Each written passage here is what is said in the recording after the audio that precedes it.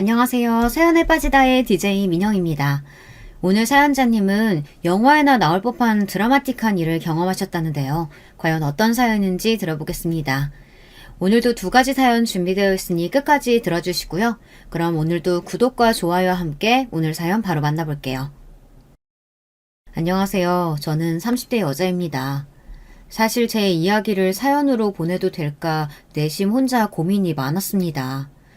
저야 평생 이날만을 기다리며 살았던 사람이라 제가 한 행동에 대해 전혀 후회하고 있지는 않지만 정작 제 인생에 대해 모르는 사람들이 들으면 제 단편적인 모습만 보고 손가락질할지도 모른다는 불안감이 있었어요. 그래서 저는 다시 한번 제게 있었던 일들을 하나하나 되짚어보며 사연을 보내기로 마음을 먹었습니다. 저에 대해 알게 되면 사람들이 저를 더 이해하고 위로해주지 않을까 싶어서요. 저는 고아입니다. 저는 성당에서 운영하는 보육원에서 자랐어요. 저를 키워주신 선생님들과 수녀님 말씀에 의하면 저는 이제 막 걷기 시작했을 무렵 보육원에 맡겨졌답니다. 저를 낳아주신 엄마라는 사람은 저를 보육원에 맡기면서 수녀님께 사정사정했답니다. 지금은 급한 사정이 생겨서 할 수 없이 보육원에 맡기지만 금방 직장을 구하는 대로 곧바로 다시 찾으러 오겠다고요. 아기 엄마라고 하기엔 좀 앳된 얼굴이라 수녀님은 펑펑 울며 보육원을 나가는 아이 엄마의 뒷모습이 어느 때보다 슬퍼 보였대요. 하지만 아무리 그 모습이 슬퍼 보인다고 해도 수녀님과 선생님들은 보육원에 애를 맡기는 부모님들이 대부분 말은 그렇게 하기에 믿지 않으셨답니다. 그런데 역시나 저를 보육원에 맡긴 어머니는 약속한 한 달이 지나고 두 달이 지날 때까지 찾아오지 않았다네요.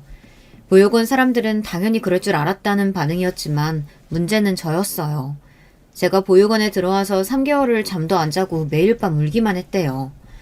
보육원에 온 별의별 아이들을 다 겪어봤지만 저처럼 안 자는 애는 다들 처음 보셨대요. 수녀님들이 보시기에는 저를 낳아준 어머니가 저를 매일 밤 안아서만 재웠는지 제가 손이 탄 것 같았답니다. 업거나 안아주지 않으면 눈물도 잘 그치질 않고 잠도 자지를 않았대요. 그래서 저는 보육원에 계시던 선생님이나 수녀님들 품에 안겨보지 못한 분이 없을 정도였어요. 그 정도로 안 자고 매일 밤 울기만 했대요. 덕분에 저는 수녀님들 사이에서 울보라고 불렸어요. 어릴 때뿐만이 아니라 커서도 저는 그렇게 자주 울었습니다.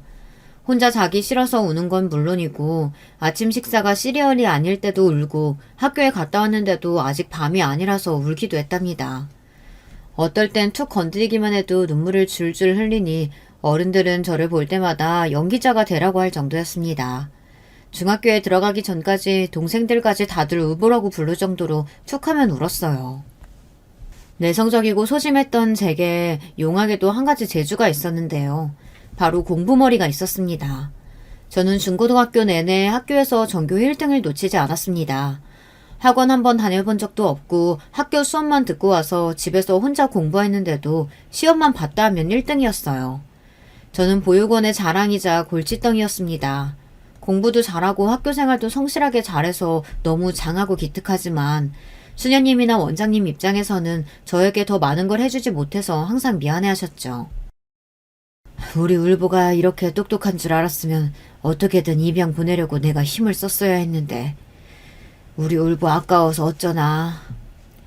원장님도 참 제가 어떻게든 우리 울보 후원해줄 사람 찾을 테니까 걱정하지 마세요. 울보도 걱정하지 마. 수녀님이 우리 울보 무조건 서울에 대학 보낼 거니까. 원장님과 수녀님은 저를 볼 때마다 저를 더 도와주지 못해 속상해하셨습니다. 저는 누구보다 그런 원장님과 수녀님의 마음을 잘 알기에 두 분 앞에서만은 제가 제 미래에 대해 걱정하고 불안해하고 있다는 티를 내지 않기 위해 노력했습니다. 원장님, 수녀님, 걱정하지 마세요. 저 정도면 다들 장학금 주면서 모셔가겠다고 하는 대학 많아요. 말은 명랑하게 했지만 사실 저는 누구보다 저의 미래에 대해 걱정하고 있었습니다. 보육원 식구들이나 친구들 앞에서는 내 실력이면 장학금 받고 아무 대학이나 가면 된다고 별일 아닌 것처럼 자신있게 말했지만 저에게는 꿈이 있었습니다. 저는 무조건 법조인이 되고 싶었어요. 드라마 속에 나오는 검사나 판사들이 법복을 입고 서 있는 모습만 봐도 심장이 뛰었습니다. 뭔가 굉장히 정의롭고 이 세상의 모든 문제의 정답을 알고 있는 것처럼 똑똑해 보였거든요. 저는 매일 밤 법복을 입은 내 모습을 상상하면서도 내 꿈에 대해서는 누군가에게 이야기해 본 적이 없었어요. 딱 한 번 해본 적이 있기는 합니다. 중3 담임 선생님이었어요. 선생님은 처음부터 저에게 친절하게 대해주셨습니다. 다른 선생님들처럼 애들 앞에서 제가 보육원에 살고 있다는 걸 은근슬쩍 이야기하지도 않으셨고 저를 불쌍하게 보지도 않으셨어요.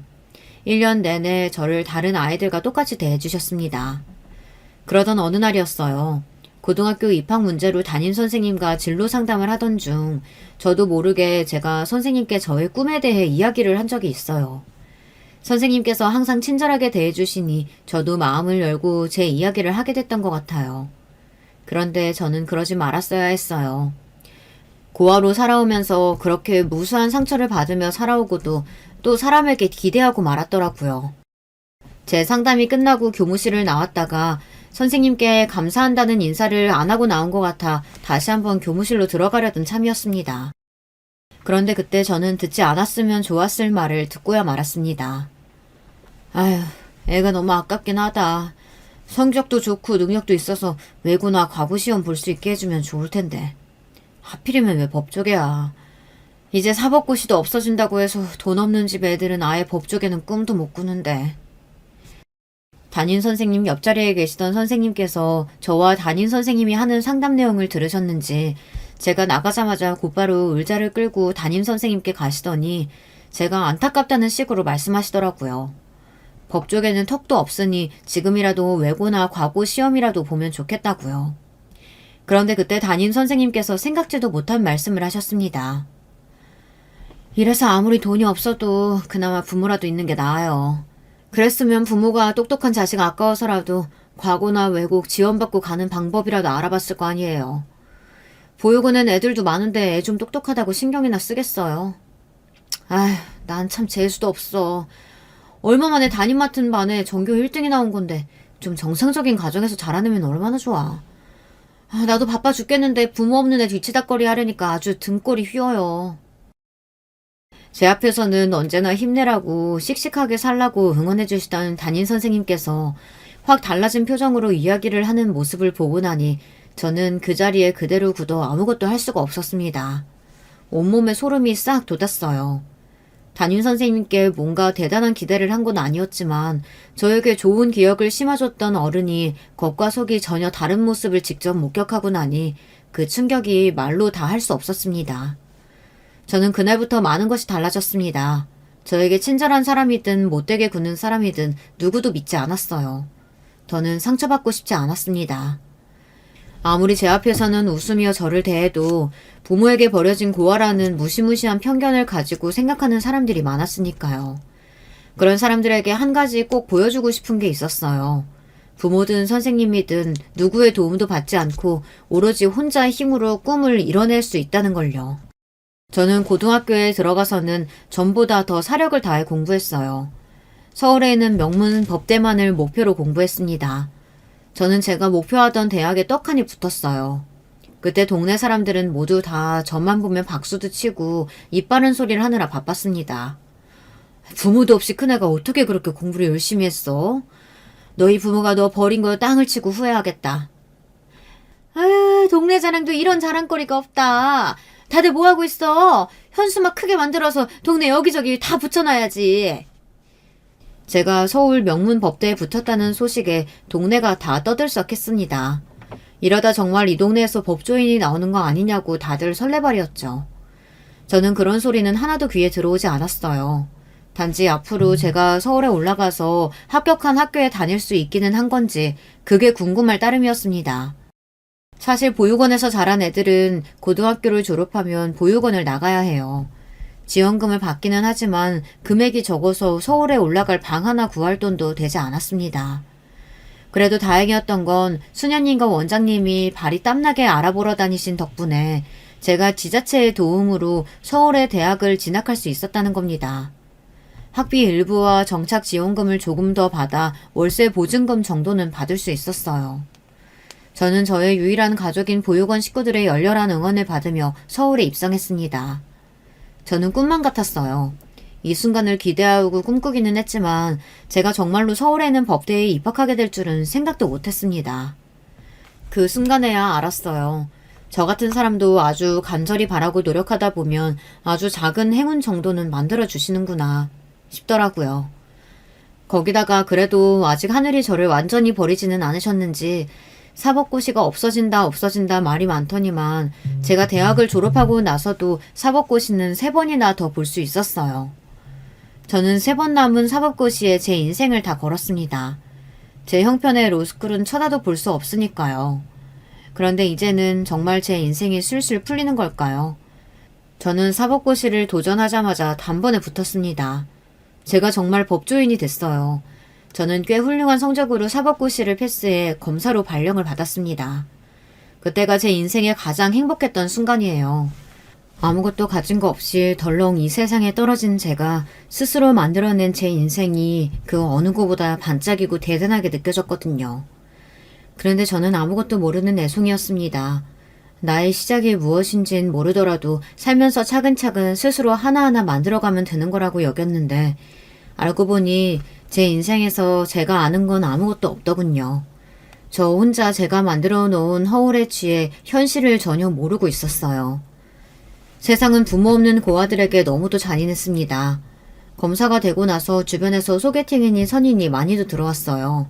거기다가 도대체 다들 제 번호는 어떻게 알아내는 건지 흔히 말하는 뚜쟁이들에게도 개인 번호로 전화가 왔습니다. 요즘은 재발가에서도 며느리로 전문직을 많이 원하시더라고요. 검사님께서도 생각 있으시면 제가 좋은 자리 찾아서 연락드릴 테니까 연락 한번 주세요. 처음엔 당연히 나랑은 먼 나라 이야기겠거니 하고 신경도 안 썼는데 시간이 갈수록 저도 남들처럼 연애나 결혼에 관심이 생겼어요. 평생 가족이라고는 보육원 사람들밖에 없었으니 저도 안정적이고 화목한 가정이 생겼으면 하는 마음은 항상 있었습니다. 사실 대학 때까지도 공부만 하느라 제대로 된 연애 한번 해본 적이 없으니 남자를 만나도 뭘 어떻게 해야 할지 몰랐죠. 저는 이대로 있다가는 평생 노처녀로 늙어 죽을 것 같아 주변에서 들어오는 소개팅이나 손자리도 튕기지 않고 다 그냥 나갔어요. 사실 제가 자존감이 낮은 편이라 새로운 사람을 만나는 게 항상 겁이 나고 위축이 됐지만 더는 이렇게 바보처럼 살 수만은 없다고 생각이 들었습니다. 죄를 지은 것도 아닌데 조금 더 자신감을 가지고 당당하게 살고 싶었어요. 그런데 역시나 생각처럼 쉽지만은 않았습니다. 검사라는 제 타이틀만 보고 소개팅 자리나 선자리에 나온 남자들은 앉자마자 제 조건에 대한 질문만 해대기 바빴죠. 부모님은 뭘 하시냐, 검사면 바빠서 연애할 시간이 있냐, 애라도 생기면 부모님께서 키워주신다고 하냐 등등 연애와는 상관도 없는 질문만 하기 바빴어요. 저는 소개팅이나 선자리에 나갈 때마다 기분이 좋지 않았습니다. 제가 생각한 연애나 결혼은 이런 게 아닌데 제 나이가 벌써 이런 현실적인 고민만 주고받을 나이가 됐나 싶더라고요. 한 번은 이런 적도 있었어요. 선자리였는데 남자가 앉자마자 제게 결혼 준비는 얼마나 됐냐고 묻더라고요. 저는 이게 무슨 소리인가 싶어서 구체적으로 무슨 소리냐고 물었습니다. 그러자 남자는 제 말이 답답했는지 한숨을 쉬더군요. 저는 신부랑 둘이 합쳐서 강남 최소 30평 이상 아파트 구할 정도 아니면 아예 결혼할 생각 없어서요. 그 조건이 맞으면 커피 아니고 바로 식사하러 가시죠. 남자는 참 당당했습니다. 애초에 자신이 생각한 기준에 제가 맞지 않으면 이 자리에서 바로 돌아가겠다는 이야기였어요. 저는 순간 너무 당황해서 말도 잘 나오지를 않았어요. 그러자 남자는 또 답답한지 제 대답을 기다리지 못하고 조급해했습니다. 대학 졸업하자마자 사법고시 패스해서 검사도 빨리 되신 걸로 아는데 부모님께서 법원 근처에 아파트 정도는 해주시지 않았어요? 저는 순간 참지 못하고 웃음이 피식 새어나왔습니다. 다 큰 성인끼리 만나서 너무도 당연하게 부모님 이야기를 꺼내는 게 어쩐지 웃겨서요. 저는 이 남자와는 더 이야기할 것도 없을 것 같아 있는 그대로 말했습니다. 저는 부모님이 안 계세요. 어릴 때 보육원에서 자랐어요. 남자는 분명 제 말에 놀란 듯 보였지만 애써 표정을 가다듬더군요. 그러더니 하는 소리가 더 가관이었어요. 그럼 일찍부터 혼자 벌어서 혼자 모았으니 돈은 많이 모았겠네요. 혹시 지금 사시는 집이 자가예요? 저는 순간 이 남자가 소개팅이 아니라 부동산에서 나온 남자인가 싶었습니다. 왜 이렇게 집에 관심이 많은가 해서요. 저는 해탈한 사람처럼 그냥 소리내어 웃었습니다. 아니요, 저 월세 살아요. 사실 검사 월급이 생각보다 많지도 않고 아직 학자금 대출도 갚고 있는 상태거든요. 제 말이 끝나기 무섭게 남자는 자리에서 벌떡 일어나 한숨을 팍 내쉬고는 가버렸습니다. 그때 알았어요. 어쩌면 저는 어떤 조건으로도 맞는 남자를 만나 결혼할 수 없을지도 모르겠다고요. 그 이후에는 소개팅이니 선이니 이런 건 아예 안 봤습니다. 요즘 사람들이 흔히 하는 말로 자연스럽게 남자를 만나보자 싶었거든요. 그런데 그것도 마음처럼 쉽지 않더군요. 매일 만나는 남자들이라고 해봐야 법원 사람들이랑 온통 가해자들과 피해자들 뿐이니 자연스럽게 만날 남자는 제 주변에 없었습니다. 그러던 중 우연한 기회에 지금의 남자친구를 만나게 됐습니다. 재판이 있어서 법원에 가는 길이었어요. 그런데 법원 앞에 딱 봐도 비싸 보이는 외제차가 멈춰 섰습니다. 차를 잘 모르는 저도 시선이 갈 정도로 차가 좋아 보였어요. 그런데 그때 사람들이 그 차 주변으로 몰려들더라고요. 저는 유명인인가 생각만 하고 법정으로 올려가려던 참이었습니다. 그런데 뒤에서 소란스러운 소리가 들리더군요. 뒤를 돌아보자 차에서 내린 남자가 사람들에게 달걀 세례를 맞고 있었어요. 저는 무슨 일인가 싶어 달걀을 맞고 있는 남자를 유심히 봤어요. 그런데 제가 아는 사람이더군요. 남자는 유명 로펌의 변호사였어요. 그 남자는 방송에 나올 정도로 주목받았던 사건 변호사였습니다. 사실 그 남자 변호사는 항상 사람들에게 질타받는 정치인이나 기업인들의 변호를 맡기로 유명한 변호사였어요. 남자에게 달걀을 던진 사람들도 그 남자 변호사가 맡은 기업 사건의 피해자들이었죠. 변호사면 뭘 하냐? 사람 죽이고 양심 파는 기업 변호사 나왔는데 너 같은 건 죽어서 천벌을 받아야 돼! 얼마나 억울하면 저렇게 하나 싶다가도 변호사에게 달걀까지 던지며 욕설을 퍼부어대는 사람들을 보니 마음에 쓰였습니다. 그때였어요. 고함 소리에 물려든 시위대가 순식간에 변호사를 에워쌌습니다. 변호사는 시위대들 사이에 껴서 나오지도 못하고 몰매를 맞고 있었어요. 저는 이대로 지나칠 수 없어서 사람들 틈을 파고들었습니다. 여러분, 이러시면 안 돼요. 여기서 이 변호사가 다치면 여러분들에게 사건이 더 불리하게 돌아갈 수 있습니다. 그만하시고 변호사님 보내주세요. 아가씨야말로 돈만 뺏기는 이런 인간 편들어주면 안 돼. 이 인간은 달걀 맞아도 싸다고. 시위하시는 분들의 억울한 마음을 모르는 건 아니지만 그렇다고 변호사에게 행패를 부리는 건 전혀 좋은 방법 같아 보이지 않았습니다. 이러다가 일이 더 커질 것 같아 저는 두 손을 번쩍 들어올렸어요. 저 서울지검 검사입니다. 여러분들 자꾸 여기서 이러시면 이 자리에서 바로 연행되실 수 있습니다. 그만들 하세요. 저처럼 소심한 사람이 어디서 그런 용기가 났는지 저도 모르게 목소리를 높이며 시위대 사람들 틈을 파고들어 변호사를 구출했습니다. 저는 남자를 부축하고 법원 안까지 들어왔어요. 남자는 저에게 고마워했습니다. 저는 애써 괜찮다고 웃어 보이고 가방에 있던 휴지와 물티슈를 다 꺼내줬어요. 바로 재판 들어가셔야 할 텐데 옷을 다 버려서 어떡해요? 이거로라도 좀 닦으세요. 그 순간 말도 안 되는 일이 벌어졌어요. 글쎄 그 남자 변호사가 그 순간 저에게 첫눈에 반했답니다. 남자 변호사는 얼굴이 빨개져서는 그 자리에서 저에게 꼭 나중에 밥을 사겠다고 명함을 받아갔습니다. 저는 그 변호사가 누군지 어떤 사람인지 평소에 알고 있었기 때문에 절대 이성으로서의 감정으로 도와준 게 아니었어요. 그 변호사가 근무하는 로펌이 힘들게 사는 서민들을 상대로 나쁜 짓을 하는 기업들 변호도 도맡아 하고 있거든요. 시위대 아저씨들이 말한 대로 돈만 밝히는 재수없는 변호사와 얽히고 싶지 않았습니다. 그런데 남자는 생각보다 저에게 진심이었어요. 대형 로펌 변호사라 일이 많아서 바쁠 텐데도 틈만 나면 저에게 연락을 해왔습니다. 저는 불편해서 연락을 피했습니다. 제 편견일지는 모르겠지만 어쩌지 남자의 의도가 곱게 보이지는 않았습니다. 그런데 얼마 뒤 생각지도 못한 일이 벌어졌어요. 제가 연락을 피하고 메시지에 답을 하지 않자 남자는 제가 일하는 직원까지 저를 만나러 왔어요. 저에게 꼭 밥을 사고 싶으니 저녁을 같이 먹자고요. 제가 괜찮다고 밥을 살 필요 없다고 했는데도 남자는 쉽게 물러나지 않았습니다. 아무리 바빠도 식사는 하셔야죠. 딱 1시간만 저한테 주세요. 그 이상은 귀찮게 안 할게요. 저는 못 이기는 척 남자를 따라 나서서 함께 식사를 했습니다. 사실 저는 내색하지 않았지만 남자에게 궁금한 게 많았어요. 절대 이성적인 감정은 아니었고 대형 로펌에서 일하는 변호사에 대한 질문이었습니다.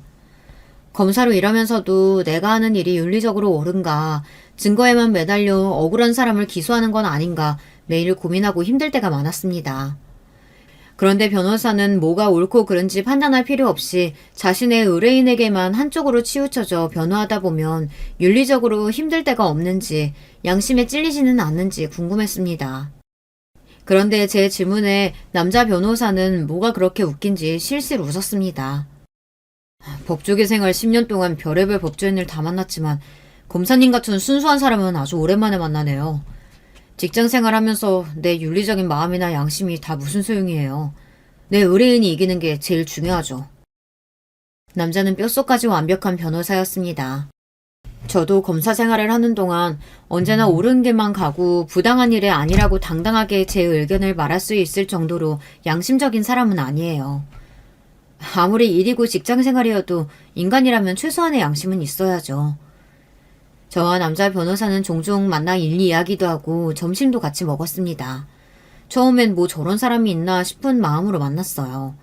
저하고는 모든 면에서 반대더라고요.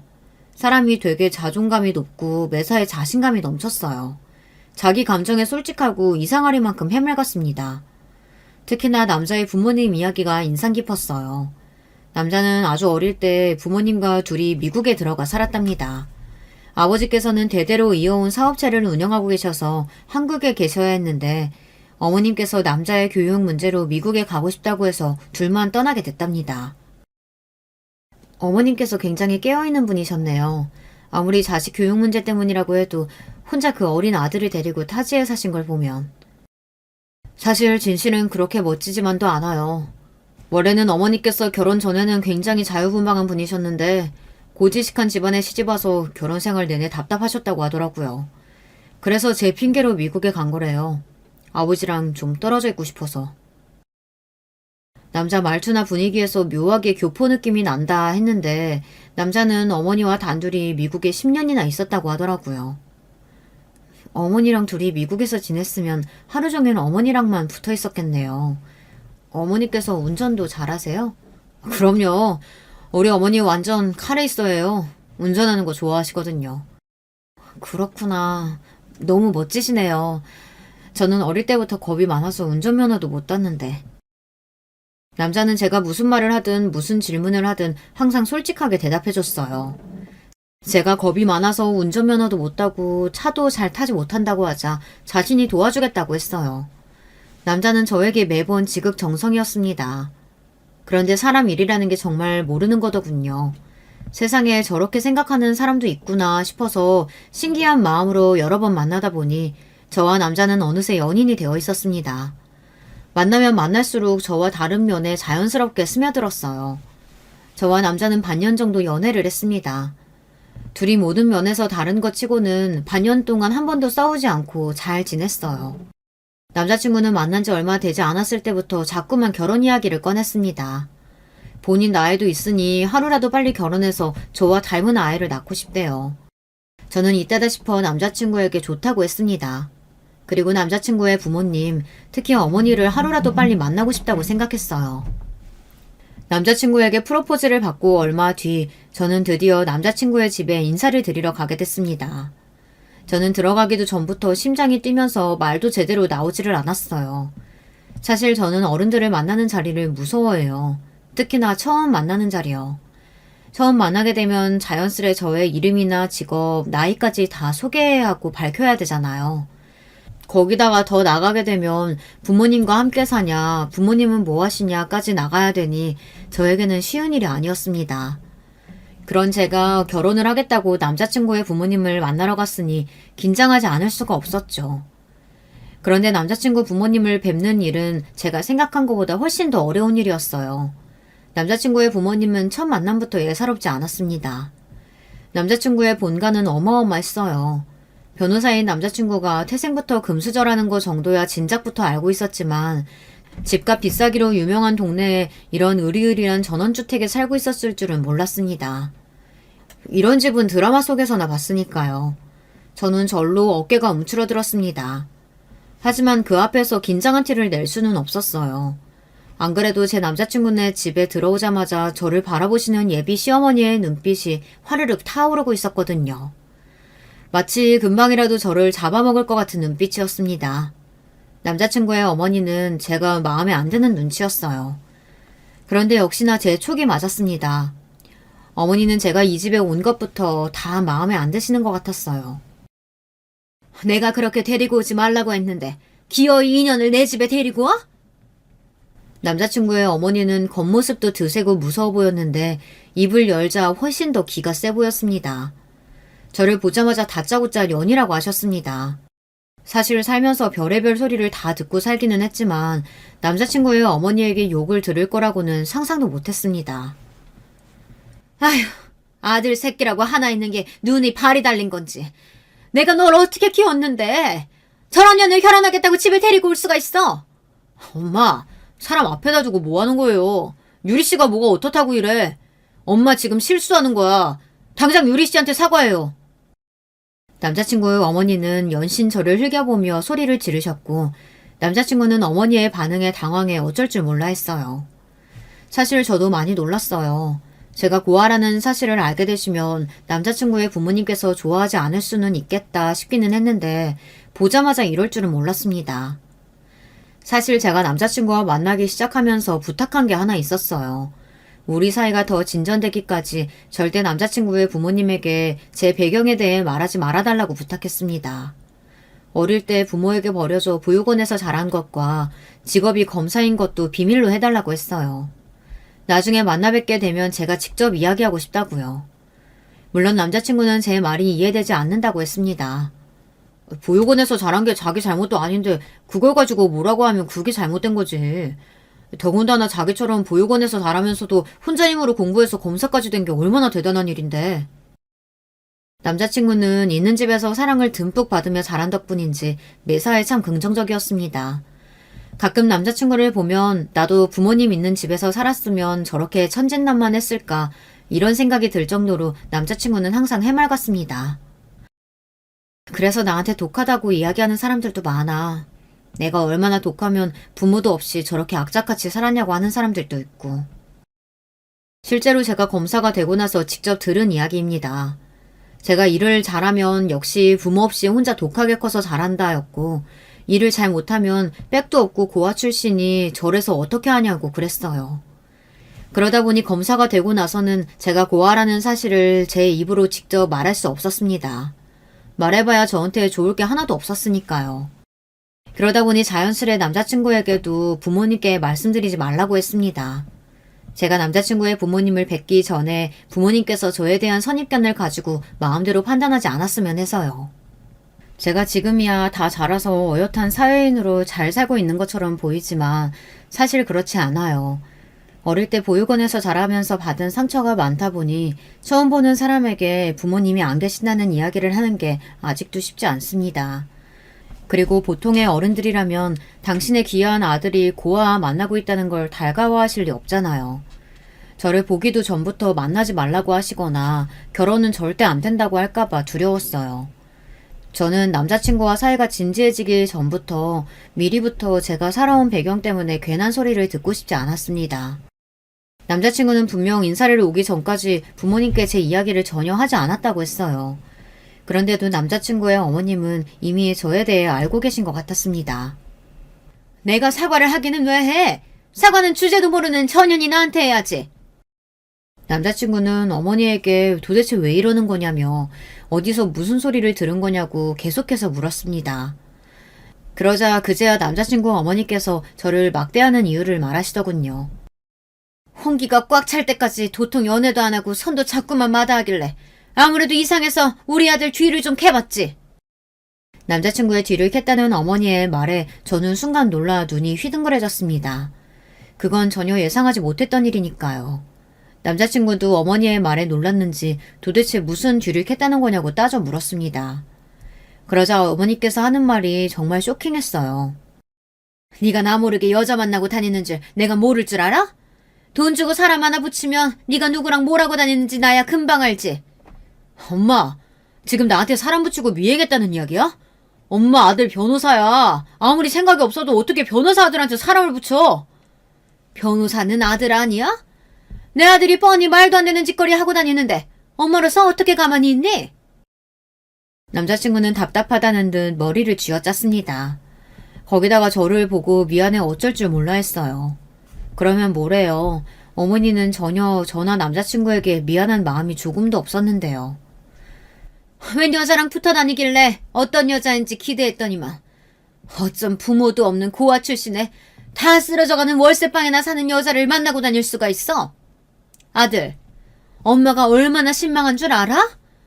그래도 똑똑한 놈이니 저러다 말겠거니 했더니만 어떻게 결혼까지 하겠다고 저런 년을 집에 데려와? 말 그대로 남자친구 뒤에 사람을 붙여 저에 대해 알아보셨나 봐요. 제가 고아라는 것도 제가 월세에 사는 것도 벌써 알고 계셨어요. 엄마, 남들보다 배울 만큼 배웠다는 사람이 무식하게 년이 뭐야 년이. 그리고 천박하게 어떻게 사람 뒤를 캐고 다닐 수가 있어. 남자친구는 어머니의 행동이 기가 막히다는 듯 기를 차했어요. 그러면서 제게 다가와 어머니를 대신해 미안하다고 사과를 하겠다고 했습니다.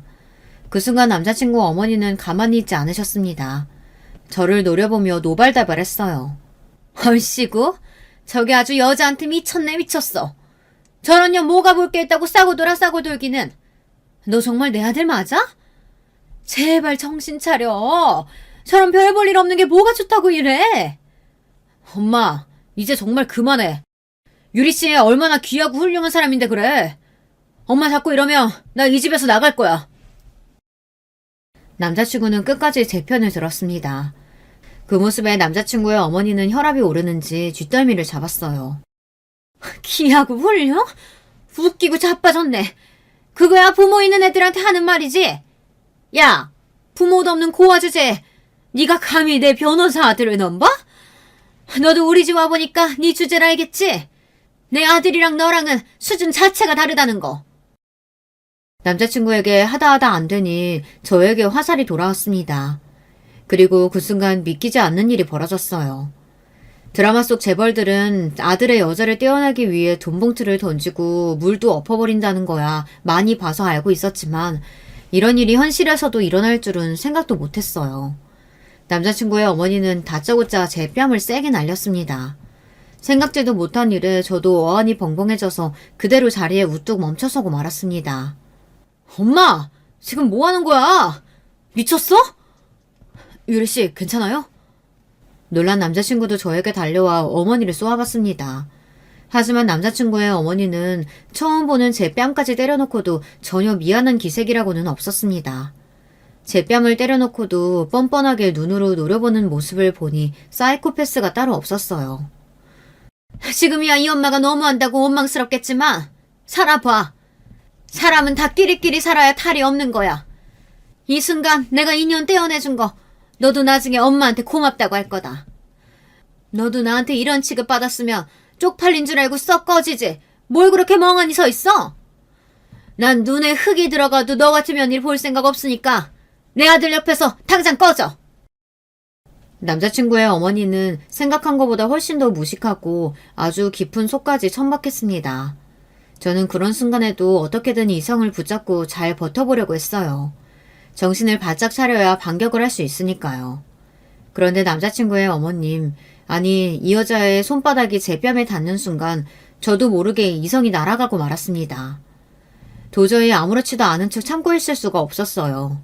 저는 떨리는 손을 간신히 부여잡고 여자에게 다가갔습니다.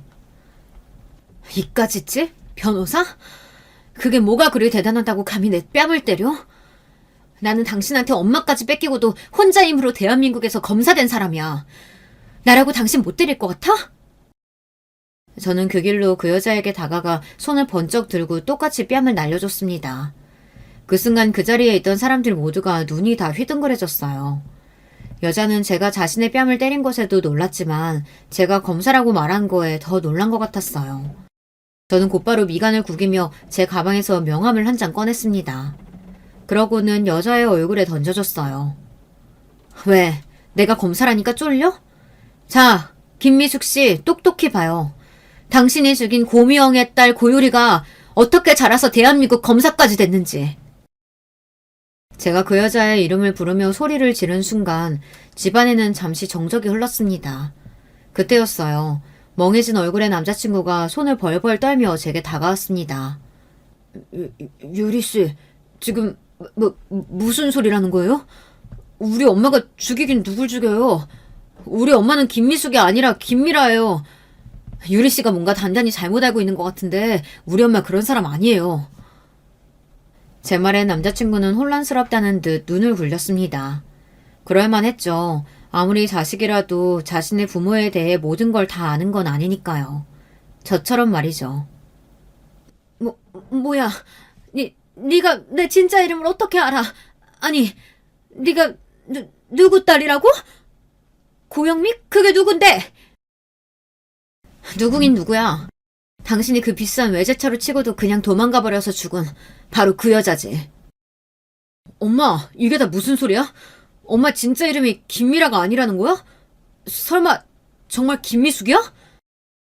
순간 분위기는 말도 안 되게 흘러갔습니다. 바로 조금 전까지 제 앞에서 소리를 질러대던 그 여자는 어디 가고 김미숙이라는 단어 하나에 혼란스러워하는 여자만이 남아있었죠. 이렇게 만난 김에 차분하게 앉아서 그날 사건에 대해 이야기나 좀 나누려고 했는데 흥분하면 손부터 올라가시는 분이라 아무래도 안 되겠네요. 김미숙 씨는 경찰관이 있는 조사실에 가서 제대로 조사받는 게 낫겠어요. 오라, 생각났다. 네가 그때 그년 딸이구나. 근데 어쩌지? 시간이 너무 많이 지나서 증거는 하나도 안 남았을 텐데. 거기다가 뺑소니 공소시효는 10년이야. 10년은 진작이 지났는데 네가 뭘 어쩔 건데? 나쁜 년도 이런 나쁜 년이 없었어요. 모르는 척 뻔뻔하게 굴더니만 제가 진짜 이름까지 말하며 몰아붙이니 결국은 혐의를 인정했습니다. 거기다가 이미 뺑소니 공소시효에 대해서도 다 알고 있었더라고요.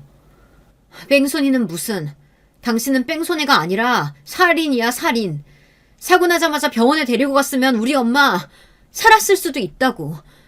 당신이 그냥 그대로 두고 가는 바람에 우리 엄마가 죽은 거라고. 저는 여자의 뻔뻔함에 절로 설움이 폭발하고 말았습니다.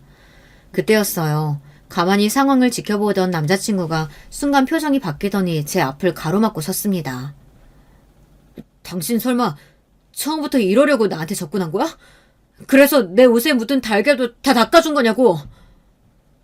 남자는 그제야 제가 왜 이곳까지 오게 됐는지 곱씹어본 것 같았어요. 그래, 처음부터 당신들한테 이럴 의도로 접근한 거야. 어쩔래? 당신 엄마 때문에 나랑 우리 엄마는 평생 생이별하고 살았어. 내가 이 정도 복수도 못해? 저도 화가 나고 흥분해서 아무 말이나 막 하기는 했지만 사실 처음부터 이러려고 접근한 건 아니었습니다. 뺑소니 사고의 가해자 아들이라는 사실은 대충 알고 있었지만 이성으로서 저에게 먼저 접근한 건 남자였어요. 검사라는 게 복수를 하려면 제대로 해야지. 아무리 살인죄로 몰아가도 공소시효 15년인 거 몰라? 15년이면 이미 지나고도 한참 지났어. 이런 놈인 걸 모르고 만난 건 아니었지만 역시 대형 로펌 변호사가 맞았어요. 바로 자기 엄마 변호를 하더군요. 그 엄마의 그 아들이었습니다. 뻔뻔하게 둘이 똑같았어요. 모르는 건 내가 아니라 당신들이지. 당신 엄마 사고치고 나서 당신 데리고 유학 핑계로 미국에 20년이나 넘게 있다 왔잖아. 가해자가 범죄 저지르고 국외에 나가 있으면 공소시효 중단되는 거 잊었어? 순간 두 사람의 얼굴이 창백해졌습니다. 그러더니 여자는 어쩔 줄 몰라하며 아들에게 매달렸어요. 아들, 저년 말 사실 아니지? 이미 다 공소시효도 지난 일이고 증거도 없는데 날 무슨 수로 잡겠어? 그거야. 형사처분을 면할 목적으로 외국에 나가 있을 때는 그런 거지. 우리 엄마는 내 교육 때문에 들어간 거야. 그리고 우리 엄마가 범인이라는 증거 있어? 증거 있냐고? 인간이 참 치졸합니다.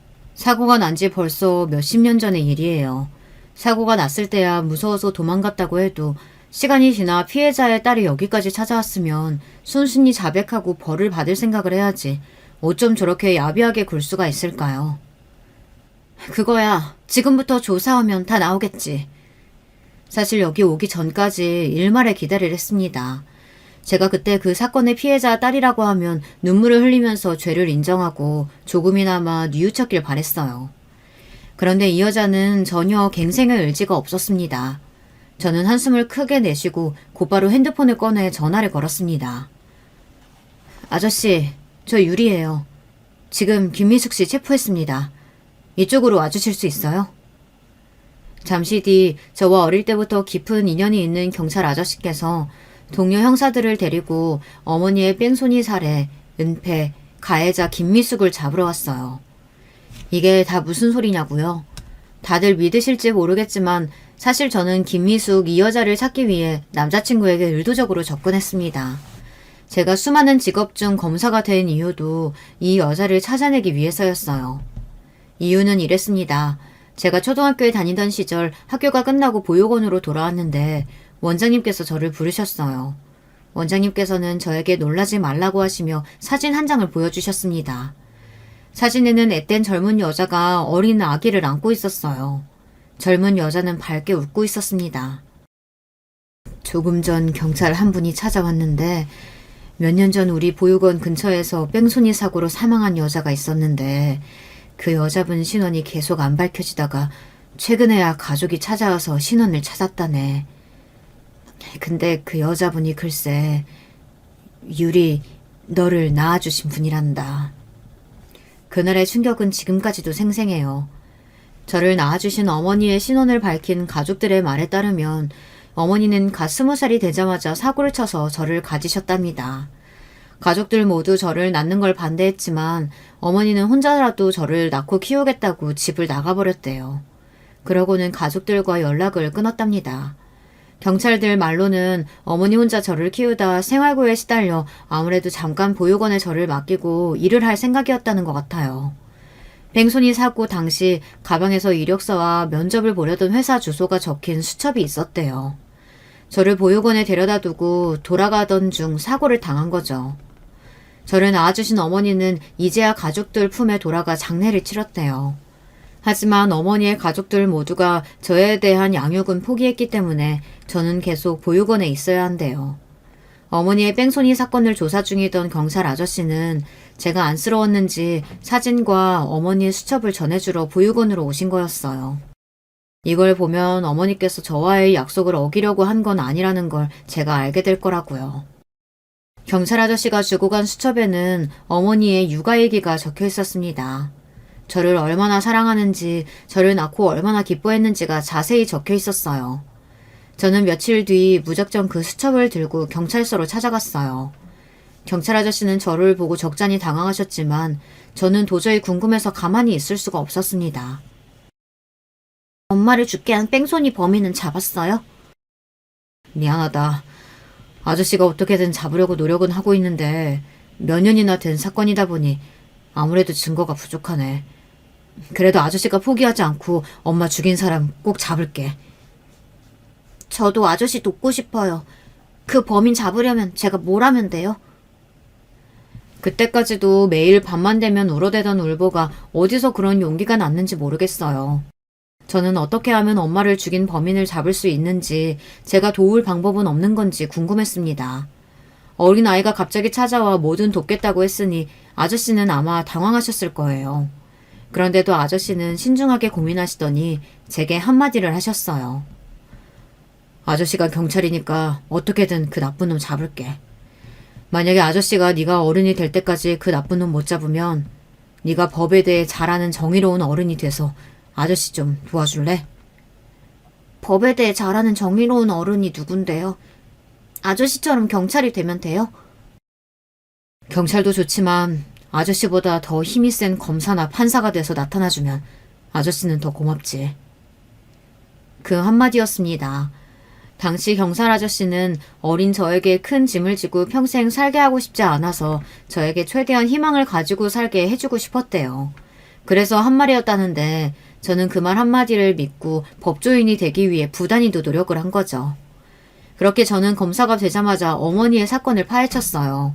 워낙 오래된 사건에다가 시골 동네라 증거도 없고 목격자도 없었지만 그래도 저는 끝까지 범인을 찾기 위해 노력했습니다. 그러던 중 사건은 의외의 곳에서 말도 안 되는 타이밍에 풀렸습니다. 제가 조사 중인 사건 중에 살인사건의 은폐를 도와준 심부름센터가 하나 있었어요. 조사 중 심부름센터에서 뺑소니를 친 사람들의 의뢰를 받고 증거를 지워주기도 한다는 이야기를 듣게 됐습니다. 저는 그때부터 제가 살았던 보육원 근처 심부름센터란 센터는 다 뒤지고 다녔습니다. 혹시나 보육원 근처에서 사고를 낸 가해자가 근처에서 심부름센터를 이용한 건 아닌가 싶어서요. 그런데 드디어 하늘이 저를 도왔습니다. 주변 심부름센터들을 조사하던 중 한 곳에서 뺑소니에 사고 있었던 비슷한 시기에 폐업을 한 곳이 하나 있다는 이야기를 듣게 됐어요. 폐업한 가게 사장이 폐업하면서 웬 부잣집 사모님 하나를 제대로 물었다며 이제는 힘든 일 안 해도 된다는 소리를 했다고 하더라고요. 그때 폐업한 가게 사장을 찾아가 조사하던 중 뺑소니를 친 가해자가 김미숙이라는 여자라는 증거를 확보했어요. 거액을 주고 일을 맡긴 증거가 그 사장에게 그대로 있더라고요. 그리고 사고가 난 직후 여자가 갑자기 개명하고 아들을 데리고 미국에 가버렸다는 사실도 알게 됐습니다. 저는 김미숙이 범인이라는 확신을 가지고 증거를 모으던 중 그 여자의 아들이 변호사라는 사실까지 알게 됐어요. 제 인생과 어머니의 인생을 무참히 짓밟은 인간들이 얼마나 잘 사는지 궁금해서 그 여자의 아들에 대해 조사했습니다. 그런데 너무도 멀쩡하게 잘 먹고 잘 사는 모습을 보니 저도 모르게 배알이 꼬였어요. 그래서 남자를 더 자세히 알고 싶어 먼저 다가간 거였습니다. 물론 남자가 저를 좋아하게 된 건 계획에 없었어요. 하지만 그런 마음을 이용해서라도 복수하고 싶을 정도로 제 마음은 간절했습니다. 이 정도로 하늘에 계신 어머니의 서름이 풀리지는 않겠지만 그래도 김미숙에게 가장 큰 절망을 느끼게 해주고 싶었어요. 그토록 아끼는 아들 앞에서 손목에 수갑을 차는 모습을 보이게 하고 싶었습니다. 그 후로는 어떻게 됐냐고요? 김미숙은 현재 감옥에 있습니다. 뺑소니를 치고 그대로 피해자를 방치해 살인에 이르게 한 죄와 심부름센터를 고용해 증거를 은폐하려던 정황, 그리고 이름까지 개명하고 미국으로 넘어간 것까지 모두 다 형량에 포함됐습니다. 이재와 김미숙이 벌을 받게 된 게 속상하기도 하지만 어쩌면 잘 될 일일지도 모르겠다는 생각이 듭니다. 젊어서 감옥에 갔다면 나이가 들기 전에 나와 자신이 무슨 짓을 한지도 모르고 또 천연덕스럽게 살아갔을 거예요. 그런데 다 늙어서 사건의 진실이 밝혀져 감옥에 들어갔으니 출소할 때쯤이면 아마 80은 됐을 겁니다. 자식이 결혼하고 손주를 낳는 것도 아마 못 보겠죠. 저는 얼마 전 처음으로 어머니께서 계신 납골당에 처음으로 다녀왔습니다. 사실 경찰 아저씨께서 진작 알려주셨기 때문에 어머니가 어디 계신지 알고는 있었지만 도저히 찾아뵐 수가 없었어요. 그런데 이제는 그래도 어머니를 뵐 수 있을 것 같아 다녀왔습니다. 그리고 경찰 아저씨에게 받았던 사진과 수첩도 납골당 안에 넣어드렸어요. 이 사진과 일기 덕분에 지금까지 잘 참고 견뎌서 검사까지 됐습니다. 이제 범인도 잡았으니 어머니도 그곳에서는 부디 아무 근심 없이 즐겁게 보내세요. 제 인생을 돌아보면 부모 없는 고아라는 사실에 너무도 많은 중점을 두고 살아왔던 것 같아요. 스스로 안쓰러워하고 불쌍해하며 행복이 뭔지 즐거운 게 뭔지도 모른 채 바보처럼 살았습니다. 이제는 그러지 않을 거예요. 어머니께서 물려주신 고유리 제 이름으로 당당하게 살아갈 겁니다. 저의 기구하고도 영화 같은 이야기를 끝까지 들어주셔서 감사합니다. 많은 인생 선배님들께서 저에게 앞으로도 씩씩하게 잘 살라고 응원의 메시지 댓글로 남겨주시면 너무나 감사하겠습니다. 여러분, 두 번째 사연 시작하기 전에 좋아요, 구독 꼭 눌러주실 거죠? 그럼 두 번째 사연 바로 시작합니다. 안녕하세요. 평생을 건설 노가다 현장에서 흙먼지 마시며 살아온 70살이 넘은 노인네입니다. 아내와도 사별한 지가 20년이 넘어서 영락없는 호라비 노가다꾼 할배지요. 제게는 20년간 지극정성으로 기른 의붓딸이 하나 있습니다. 친자식은 아니었지만 아이 엄마를 무척이나 사랑했기에 그 사람의 딸인 이 녀석을 친딸보다도 더 정성스럽게 길렀다고 자부할 수 있습니다. 그런 딸아이가 이 애비의 진심도 모르고 가슴에 비수를 꽂은 일이 있어서 오늘은 그 하소연을 좀 해보려고 이렇게 펜을 들었습니다. 저는 찢어지게 가난한 어린 시절을 보냈습니다. 아버지는 전쟁통에 돌아가셨는데 그때는 제가 갓난쟁이였을 때라 평생 아버지의 얼굴조차 본 적 없이 살았습니다. 몸이 약했던 어머니는 여기저기 친척집을 떠돌며 얹혀 살면서 어렵게 저와 누나를 기르셨죠. 저와 누나는 국민학교에 들어갔을 적부터 품팔이를 하며 스스로의 생계를 알아서 책임져야 했습니다. 저는 그때부터 구두 닦기부터 해서 남의 집 소장농은 물론 시장 배달일에다가 심지어는 똥구루마 짊어지는 일까지 말 그대로 안 해본 일이 없습니다. 그러다가 12살쯤 되었을 때였을까요?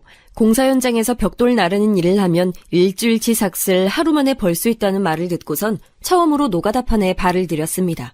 체구도 작고 어려서 힘이 없던 저를 현장 소장 아저씨는 단박에 문전박대했지만 제가 몇 날 며칠을 조르고 졸라 겨우 일을 할 수 있게 됐죠. 어린 제가 하기에 공사장 일은 정말 험하고 힘들었습니다.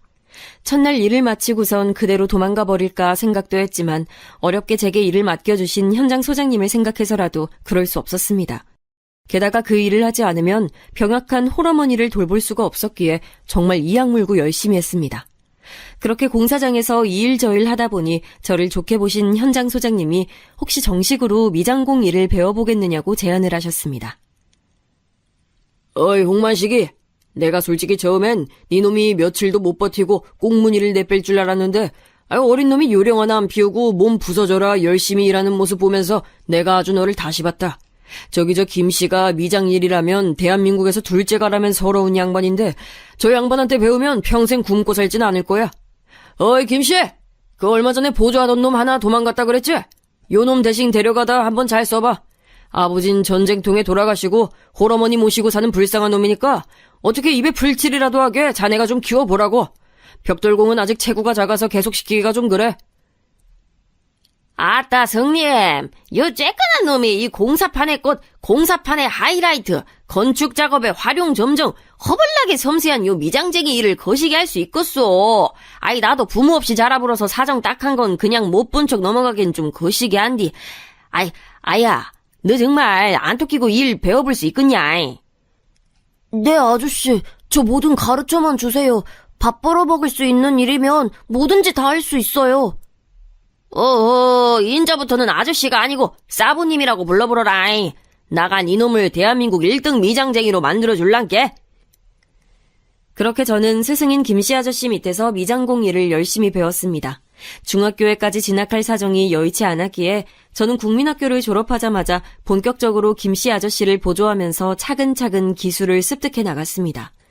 그렇게 10년 가까이 공사 현장에서 미장 일을 배우고 나니 저도 꽤 숙련된 전문가가 되어 있었습니다. 아야 만식아, 나가 이제 니놈한텐 더 가르쳐줄 것이 없는 것 같은께 인자부터는 얼른 군대 갔다 와서 독립을 해보러라. 그 정도 기술력이면 어디 가서 굶어 죽진 않을 텐께.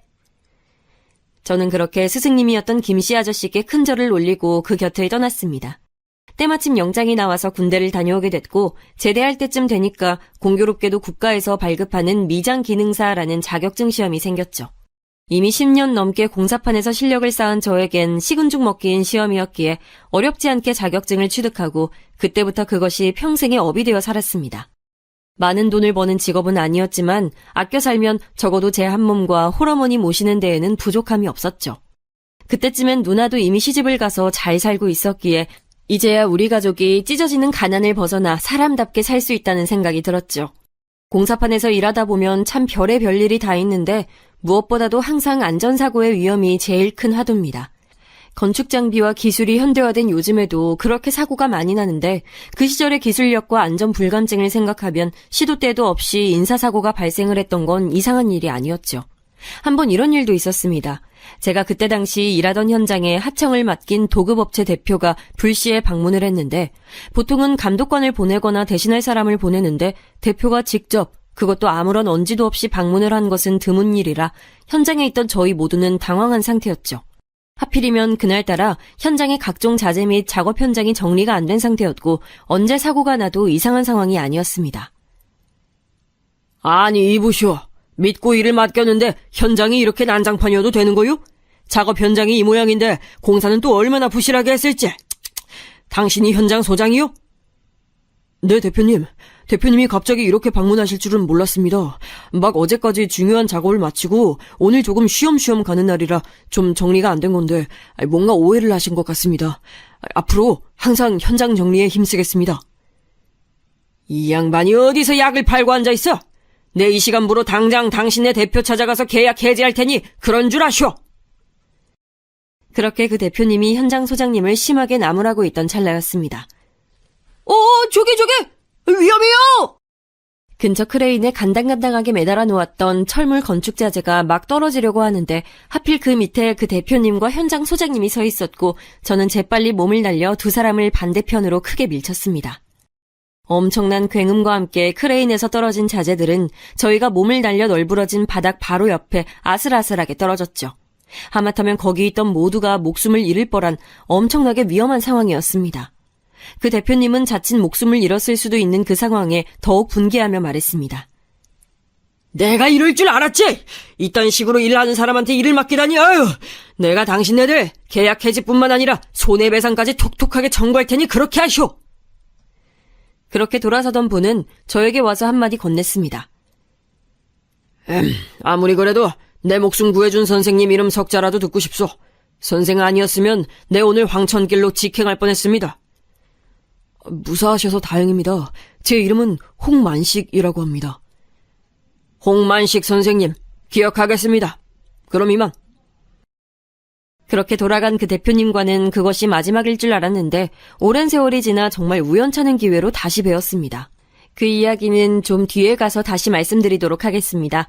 아무튼 다음날 다시 현장에 갔을 때는 공사가 당분간 중단이 되었으니 더 이상 그 현장에는 나오지 않아도 된다는 통보를 받았습니다. 나중에 전해 듣기로는 그 도급업체 대표님과 하청업체 간의 법적 분쟁으로까지 일이 번지게 됐다고 했습니다. 그 뒤로 건물이 어떻게 됐는진 모릅니다. 저의 목숨조차 위험했던 현장이었기 때문에 그 뒤로 다시는 그쪽으로 발길을 두지 않았거든요. 이처럼 험한 현장에서 파리 목숨처럼 일하는 데다가 늙은 홀어머니를 모시고 사는 저였기에 장가를 가기란 쉽지 않은 일이었습니다. 40이 훌쩍 넘을 때까지 노총각으로 살았으니 결혼은 거의 포기한 상태였죠. 사실 누나를 통해서 선자리도 몇 군데 들어왔었습니다만 괜한 저의 자격지심에 다들 깊은 관계로까지 이어지진 못했죠. 그렇게 가정을 이루는 것을 포기하고 있을 때쯤 현장에서 같이 일하던 여자 도배사 한 명과 연이 깊어졌습니다. 네, 이 사람이 바로 제 아내입니다.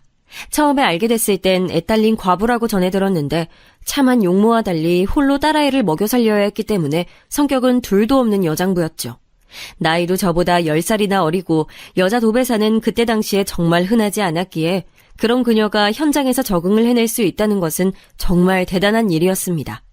현장의 아재들이 시도 때도 없이 치근덕거리고 농담을 할 때도 눈 하나 깜빡하지 않고 맞받아치거나 싸우는 모습을 보면서 저런 게 아이 혼자 키우는 엄마의 힘이구나 하는 생각이 들었죠. 저 역시 홀어머니 밑에서 자랐기 때문에 그런 그녀의 모습에 큰 호감을 갖게 됐습니다. 그녀 역시 모두가 자기한테 치근덕거릴 때에도 묵묵히 자기 할 일만 열심히 하는 제 모습에 끌렸다고 했습니다. 그렇게 서로에게 호감을 느끼고 가까워지면 질수록 이 사람과 그 딸아이의 앞날을 책임지고 싶다는 생각이 들었습니다. 아내는 처음에는 자신이 애딸린 홀엄마라는 사실에 결혼을 망설였지만 저 역시도 이제 곧 쉰을 바라보는 노총각에 홀어머니를 모시고 사니 어차피 비슷한 신세 아니겠냐며 끈질기게 설득했습니다. 그렇게 아내는 결국 마음의 문을 열었고 결혼을 약속하게 됐습니다. 처음 딸아이를 만나던 순간이 아직도 기억이 납니다. 이제 갓 중학생이 된 사춘기 소녀였죠. 민정아, 인사드려. 새아빠 되실 분이야. 네가 민정이구나. 엄마 통해서 얘기 많이 들었어. 공부도 아주 잘하고 엄마 말씀도 잘 듣는다지? 아저씨는 홍만식이라고 한다. 엄마, 그게 무슨 소리야? 새아빠라니. 누구 맘대로 새아빠야. 나한테 아빠는 우리 아빠밖에 없어. 아저씨 우리 집에서 나가요. 얘, 너 이게 아저씨한테 무례하게 무슨 짓이야? 얼른 사과드리지 못해? 몰라. 엄마 미워. 딸아이는 저를 처음 보는 자리에서 대놓고 싫은 티를 내며 그 자리를 뛰쳐나갔습니다. 사실 처음부터 저를 두 팔 벌려 환영할 거란 기대는 하지 않았지만 너무나 격하게 저를 거부하는 모습에 사실 상처를 받기도 했습니다. 하지만 저 역시도 그 나이 때 제 어머니가 재혼을 하실 거라 했다면 분명히 똑같은 반응을 했을 거란 생각에 한편으론 그 아이의 행동이 이해가 가기도 했습니다. 미안해요, 만식 씨. 제가 아직 지 아빠를 못 떠나보냈나 봐요.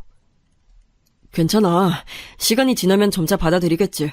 중요한 건 민정이도 이제 내 딸이 될 거라는 사실이고 당신이랑 나랑 민정이 셋이 오순도순 행복하게 잘 살자. 고마워요, 만식 씨. 그렇게 저희는 혼인신고만 하고 그날로부터 함께 살기 시작했습니다. 다행히 어머니 눈 안에서 모신다고 하여 저도 마음의 짐을 하나 덜고 시작할 수 있었습니다. 가장 큰 숙제는 딸아이의 마음을 여는 것이었죠. 처음 1년은 저랑 겸상도 하지 않았습니다. 학교 갔다가 돌아오면 바로 자기 방으로 직행을 했고 거의 한 번도 밖으로 나오지 않았습니다. 하루는 학부모 상담이 있어서 아내가 학교에 방문을 해야 했던 일이 있었는데 하필이면 아내의 일이 바빠서 갑자기 가기 힘든 상황이 됐습니다. 때마침 제가 그때는 시간이 남아서 대신 방문을 했습니다. 딸아이 방과 후 담임선생님과 약속한 시간에 찾아뵙고 이런저런 얘기를 하고 있을 때였습니다. 뭐예요? 아저씨가 여길 왜 와요? 민정아, 웬일로 이 시간까지 집에 안 가고 있었구나. 어머니가 바쁘시다고 해서 아버님이 이렇게 대신 오셨어. 선생님, 이 아저씨 제 아빠 아니에요. 아저씨 얼른 일어나세요. 얼른요! 민정아, 아무리 그래도 아버지께 이게 무슨 무례야. 아빠 아니라니까요. 아, 짜증나, 진짜. 딸아이는 또 한 번 그렇게 저를 등지고 뛰쳐나갔습니다. 늘 딸아이의 뒷모습만 보는 것 같아 서글펐죠. 선생님, 죄송합니다. 저 아이가 아직 저를 받아들이기엔 이른 것 같네요. 아버님도 고충이 많으시겠어요. 민정이가 공부도 잘하고 참 예의가 바른 아이인데 이런 모습은 저도 처음 봐서 당황스럽네요. 어쩔 수 없죠. 언젠간 마음 열겠죠. 하지만 그렇게 영원히 열릴 것 같지 않던 딸아이의 마음도 제가 계속해서 잘해주고 챙겨주니까 아주 조금씩 마음을 여는 것 같았습니다. 틈만 나면 제가 꼬깃꼬깃 모아놓은 돈들을 털어서 또래 아이들이 좋아할 만한 선물이나 먹을 것들을 사다 줬고 열리지 않는 방문 앞에 늘 그것을 쌓아뒀는데 어느샌가 방문에 쌓여있던 그것들을 점차 방 안으로 한두 개씩 들고 들어가는 모습을 봤거든요. 저는 이제야 저 아이가 저를 점차 받아들이는구나 하는 생각이 들었습니다. 이따금씩 셋이서 한식탁에서 밥을 먹기도 했습니다. 물론 밥 먹는 동안 거의 한마디도 하지 않았지만 그 어색한 순간마저 제게는 매우 감사한 순간이었죠. 이제 그렇게 딸아이도 마음의 문을 열어가니 아내와 저는 열심히 각자 일을 하면서 딸아이만 잘 부양하면 꽤 행복한 가족이 되겠다라는 생각에 행복에 겨워 있을 때쯤이었죠. 그만 제 인생에서 가장 가슴 아픈 일이 생기고야 말았습니다. 아파트 현장에서 일을 하던 아내가 그만 실족사를 한 것입니다. 처음 병원에서 전화를 받았을 때는 온 세상이 무너져 내리는 줄 알았습니다. 다른 현장에 있던 저는 모든 걸 내팽개치고 불이 나게 병원으로 달려갔지만 이미 아내는 싸늘한 주검이 되어 있었습니다. 험한 현장 일을 하면서 동료들이 다치는 것을 수도 없이 봐왔지만 내가 가장 사랑하는 사람이 이렇게 허망하게 떠날 줄은 상상도 못했습니다. 그대로 바닥에 주저앉아 멍하니 허공만 쳐다보고 있는데 뒤늦게 딸아이가 담임선생님과 함께 도착했습니다. 안 돼, 엄마! 딸아이 역시 대성통곡을 하며 슬퍼했고 그 슬픔이 제 마음속에 고스란히 전달이 됐습니다. 사랑하는 아내를 갑자기 떠나보낸 저의 아픔도 아픔이지만 엄마까지 어린 나이에 앞세워보낸 딸아이의 심정은 오죽할까 싶었습니다. 장례가 어떻게 끝났는지도 모르게 정신없이 지나간 후에 저는 딸아이를 앉혀놓고 이야기했습니다. 민정아, 이제 이 세상에 너에게 남은 가족은 이 아저씨 하나뿐이야. 너는 인정하지 않을지 몰라도 난 분명하게 너의 법적인 보호자고 또 너의 아빠야. 너가 클 때까지, 아니 너의 남은 생 동안 내가 아빠 된 사람으로서의 모든 의무를 다하마. 그게 사랑했던 네 엄마에 대한 내 도리야. 네, 고마워요, 아저씨.